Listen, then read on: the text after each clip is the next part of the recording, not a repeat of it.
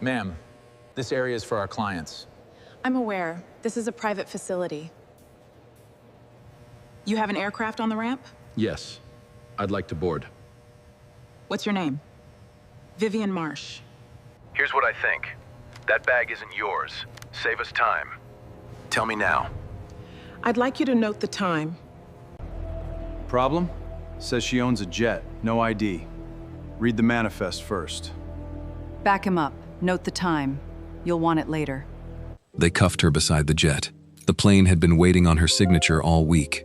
The cuffs closed with a sound like a small door locking.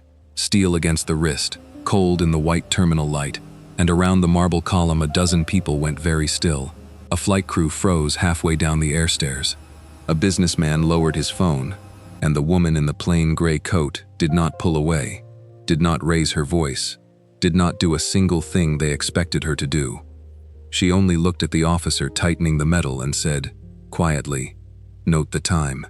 They thought she was a thief. They thought she had wandered somewhere she didn't belong, reaching for a plane too far above her station. They never checked the manifest. 20 minutes earlier, a woman in a plain coat had walked in off the ramp with a scuffed carry-on and no motorcade, because she hated the theater of rank. And the jet parked outside, the one they were so sure she could never board, had been holding its slot all week, waiting on her signature. Meridian Field sat 40 minutes north of the Capitol, a private terminal for people who never stood in a security line. Glass walls, marble floors polished to a mirror. Outside on the ramp, a row of business jets caught the late afternoon sun. Vivian Marsh crossed the lounge without hurry. She was 59 years old, and she had learned a long time ago how to move through a room without asking it for anything. Gray coat, buttoned, flat shoes, a single carry-on with a scuffed leather tag that had traveled more miles than most people flew in a lifetime. On her right hand, a thin gold band she turned with her thumb when she was thinking, a small habit, 30 years old, worn smooth. She had come in alone. That was the point. One agent trailed her by design, parking the car, handling the paperwork on the ramp side, giving her the 10 quiet minutes she asked for before every long flight. She hated the convoy. She hated the flashing lights, and the men walking in a wedge, and the way a whole building tensed when it saw them coming. For most of her life she had been the first in the room, first in the chair, first of her kind to hold the office she held, and she had decided years ago that she would arrive like a person, not a parade. So she walked toward the ramp doors like anyone else, quiet, certain, unremarkable. That was when Officer Dane stepped into her path. He was young, broad through the shoulders, a lanyard around his neck with a plastic whistle clipped to it, the kind that hung there from a Saturday coaching under-9 soccer, a detail he never remembered to take off. He had one hand loose at his belt. He looked her up and down, once, the way a man does when he has already decided something. "Ma'am," he said, "this area is for our clients." Vivian stopped. She looked at him with an even, patient calm. "I'm aware," she said. "This is a private facility," he said it slower this time, as though the problem were that she hadn't heard. "Ramp access is restricted. Are you here with one of the cleaning contractors?" The gold band turned once under her thumb. "No," she said. Behind the counter, a young flight attendant in a pressed uniform paused. She had been checking a clipboard, and now she wasn't. She watched the officer's shoulders, the way he'd angled himself to fill the gap, the way the woman in gray simply stood there and let him. "Then I'm going to need you to step back from the doors," Dane said. Vivian didn't step back. She held his eyes, and in the small silence that followed, something in the room shifted a half degree, a hesitation, a sense that the shape of this was wrong, though no one yet could say why. "I have an aircraft on the ramp," Vivian said. "I'd like to board it." Officer Dane almost smiled. "You have an aircraft?" "Yes." He glanced past her, out the glass, at the row of jets glittering in the sun, machines that cost more than the block she'd grown up on. Then he looked back at the gray coat, the flat shoes, the scuffed tag on the bag, and the smile settled into something harder. "What's your name?" "Vivian Marsh." She offered it plainly, just the name. Nothing after it, no title, no card, no explanation. because in 30 years she had learned that the people who needed to demand respect had already lost it, and she had stopped playing that game a long time ago. She gave him her name, and she waited to see what he would do with it. He did what she was afraid he would do. He decided. "Okay, Ms. Marsh." He said it like the name was a story he didn't believe. "Here's what I think. I think you came in off the ramp side, and I think you don't have any business back there, and I think that bag isn't yours." His hand drifted, casual, toward the radio on his shoulder. "You want to save us both some time? You tell me now." The young flight attendant's hand moved to her pocket. Vivian's expression didn't change, but something in her went cool and clear, the way water goes clear when it stops moving. She had been a prosecutor. She had spent a career watching men convince themselves of a thing and then arrange the facts to fit. She recognized the exact moment it happened in front of her, the moment she stopped being a woman with a bag and became, in his mind, a problem to be solved. "Officer," she said, "I'd like you to note the time." He blinked. "What?" "The time, right now." Her voice stayed level, almost gentle. "You're going to want it later." For half a second, uncertainty crossed his face. It was such a strange thing to ask. People in his experience begged, or shouted, or ran. They did not stand very still and ask him to check his watch. Then a second officer came through the far doors. Supervisor Cole was older, gray at the temples, a man 3 months and a fistful of days from a pension he could feel in his hands. He wore a heavy steel watch he checked without thinking, the way other men checked whether their keys were in their pocket, a countdown he'd been running for a year. He read the room the way tired men read rooms, fast and lazy at once. His officer, a stopped civilian, a bag. "Problem?" Cole said. "Says she owns a jet." Dane didn't look away from her. "No ID out. Came in off the ramp. Bags probably lifted." Vivian turned to the older man. Here, maybe, was sense. Here was the one who checked things. "Sir," she said, "there's a manifest at the front desk. It will answer every question you have.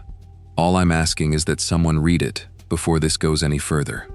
Cole glanced at the desk, glanced at his officer, glanced at his watch, and he made the easy choice, the one that cost him nothing right now and everything in 20 minutes. "Back him up," Cole told the room, and stepped aside. It happened fast, the way these things do. "Turn around," Dane said, "hands behind your back." For one long breath, Vivian didn't move, not in defiance, in grief. 30 years of climbing, of being the first and the only, of walking into rooms that had never seen someone like her stand where she stood, and it collapsed down to this: a private terminal, a plastic whistle, a young man who had decided. Then she turned around. She turned slowly, and she set her own wrists together behind her back, and she did not make them force her, because she knew, she had prosecuted enough of these, that the force was what they wanted, the struggle that would let them write it the way they'd already decided to write it. The cuffs closed, steel against skin, cold in the fluorescent light, ratcheting one click too tight. They walked her to the marble column at the center of the lounge and stood her against it, and the whole terminal watched. The businessman with the lowered phone, the couple by the coffee bar, the flight crew that had come partway down the air stairs and stopped, frozen, on the steps, and the young flight attendant, half hidden behind a pillar, holding her phone very still, recording every second. Vivian stood with her back to the cold stone, and her chin level, and her breathing slow. She had been taught, decades ago by a woman who had marched in her own time, how to be still when the world wanted you to break, wait even on both feet, eyes forward. Let the shaking, if it comes, stay in the hands where the coat hides it. That was when her phone rang. It was in her coat pocket, and it rang with a specific tone, a tone she had assigned to exactly one line, the one that never called unless it mattered, the one she could not miss. It rang against the marble, loud in the silence. "That'll be evidence," Dane said, and reached into her pocket, and took it out, and set it face up on a side table where none of them could reach it. It rang, and went dark. Vivian watched it go dark, and for the first time, something moved across her face. Not fear, not anger. Cost. The precise, private cost of a call she would now have to explain. A decision somewhere that would now be made without her.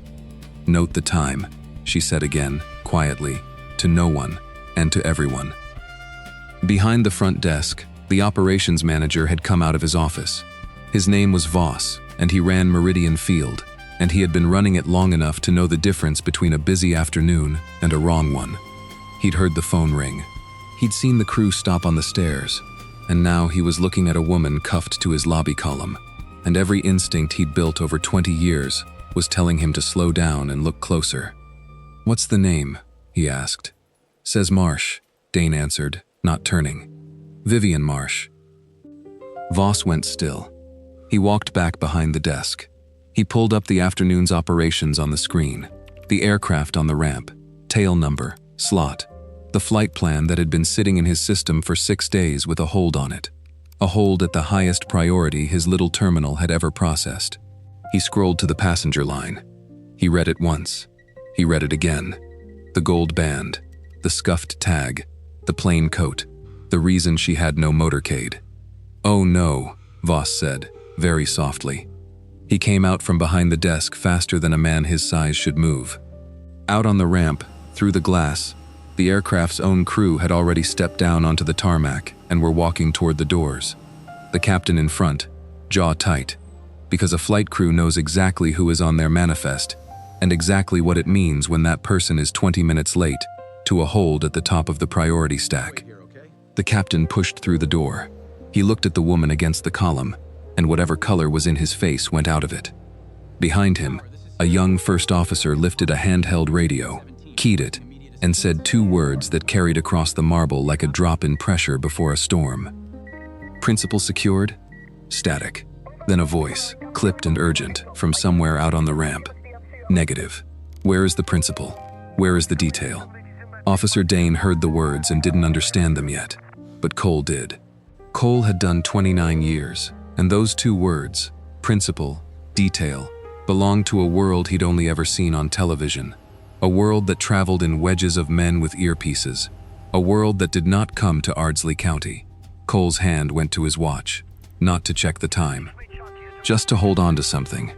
If you're feeling that turn in your chest right now, that quiet dread of watching people realize what they've done, take 1 second and let us know you're here. A comment, even a single word, tells us these stories matter to you. And if you haven't yet, subscribe and stay a while. The moment everything inverts is right ahead. The doors opened again, and a man in a dark suit came through them at a controlled run. Agent Reyes had parked the car. He had handled the ramp paperwork. He had given her the 10 quiet minutes she always asked for.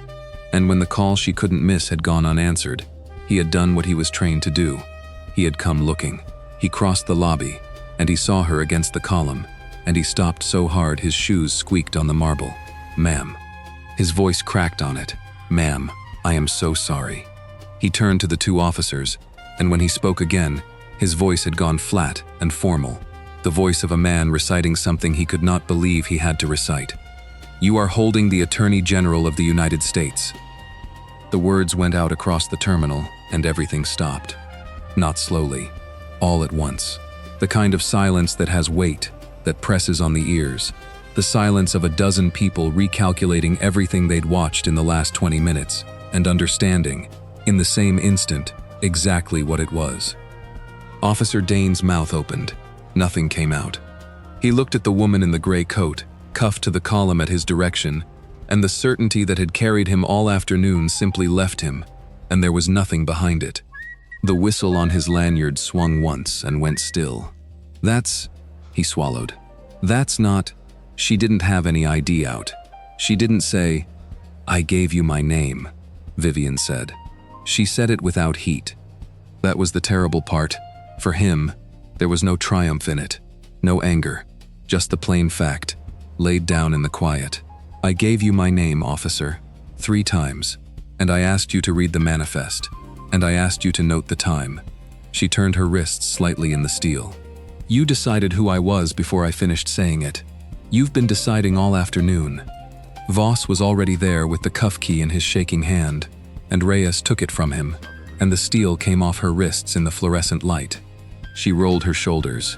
She rubbed the red line the metal had left, once, and then she stopped, because she would not let them watch her tend it. She picked her phone up off the side table. She looked at the missed call. She put it in her pocket. Then she turned around to face the room that had watched her stand against a wall.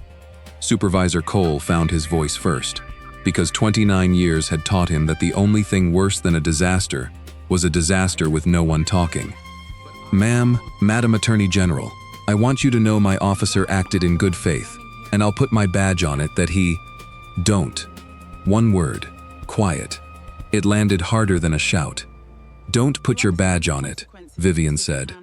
"Because I will take it, and I don't think that's the ending you want to be part of. You're what, 3 months out?" Cole's hand went to his watch and stopped there. He didn't answer. He didn't have to. She'd read the countdown off him the way he'd read a story off her, except she had read it right. The difference between them, in that moment, was the whole story. She looked at Officer Dane. He was standing very straight now, the way frightened men stand, staring at a spot on the marble floor. She saw the whistle. She saw the young face under the bravado, and she understood something that took nothing away from what he'd done, and everything away from the pleasure of doing something back. "You have people who trust you," she said. "A team, maybe. Kids." She nodded at the lanyard. "You made a decision about me the second I walked in, and then you spent 20 minutes making the facts fit the decision. That's not a mistake. That's a habit, and habits go where their owners go." Dane's jaw worked. "I'm sorry," he managed. "Ma'am, I'm sorry." "I believe you are," she said. "Now." She let that sit. Around the lobby, no one moved. Reyes stood at her shoulder, and out on the ramp the flight crew waited by the air stairs. And behind the pillar, the young flight attendant had lowered her phone at last, her hands unsteady. This was the moment. Everyone in the room could feel it. This was the moment she'd been handed the right to be cruel, the full, unquestioned right of the highest law officer in the country, wronged in public, with a recording and a dozen witnesses and 2 officers who had earned whatever came next. Vivian Marsh had spent her whole life being told what a person like her could and couldn't do. She knew exactly what she could do. She chose, instead, what she would. "No one is fired tonight," she said. The room seemed to lean in, unsure it had heard right. "Not in this room, not in anger, not by me standing here with my wrists still marked, deciding a man's whole life because I have the power to, and it would feel good." She said it plainly, and she meant it as much for herself as for them. That's how this started. Somebody with a little authority, deciding fast, deciding to feel good. "I'm not going to end it the same way I object to it beginning." She turned to Voss. "There will be a review. A real one, the county, the bureau, whoever the process says. That young woman's recording will be part of it." She glanced toward the flight attendant, who went pink and then straight. "It won't be up to me. It shouldn't be. That's the whole point." Then she looked back at the 2 officers one last time. "You wanted to know if I belonged next to that plane." Her thumb found the gold band and turned it once, slow. "It's been holding its slot for 6 days, waiting on my signature. You could have known that in 30 seconds. All you had to do was read the paper on the desk instead of the coat on my back." She picked up her scuffed carry-on. Reyes reached for it. She kept it herself. And she walked toward the ramp doors the way she had come, unhurried, certain, a person and not a parade, past the column, past the crew, past the young woman lowering a phone, and out into the last of the afternoon light where the jet stood waiting. The review came, in its time. Officer Dane was placed on leave and, months later, moved off patrol into a training role he did not choose. Supervisor Cole reached his pension by 2 weeks, and then it was quietly held for cause, and the steel watch stopped meaning what he'd wanted it to mean. New procedures went out to every terminal in the county. Read the manifest, check the record, verify before you touch. Small, dry, procedural words, printed on a page. They did more good than any speech. Vivian Marsh never told the story herself. She never posted the video, never gave the interview, never once used the word humiliation in public. When people asked why, she said only that the higher you climb, the more places you can still be treated as a suspect, and that the truest test of any power is what you refuse to do with it in the moment someone hands you the right to be cruel. She had been handed that right, against a marble column, in the white terminal light. She had set it down. and the plane that had waited all week finally lifted off, carrying a woman in a plain gray coat who had never once needed the world to see her rank, only, for one honest minute, to check the paper on the desk. Thank you for staying to the end of this one. If Vivian's restraint moved you, if you believe the measure of a person is what they choose not to do when they finally could, leave a single word below so we know. Tell us, would you have set that power down? These stories take heart to tell and heart to hear. If yours is here, subscribe and stay with us.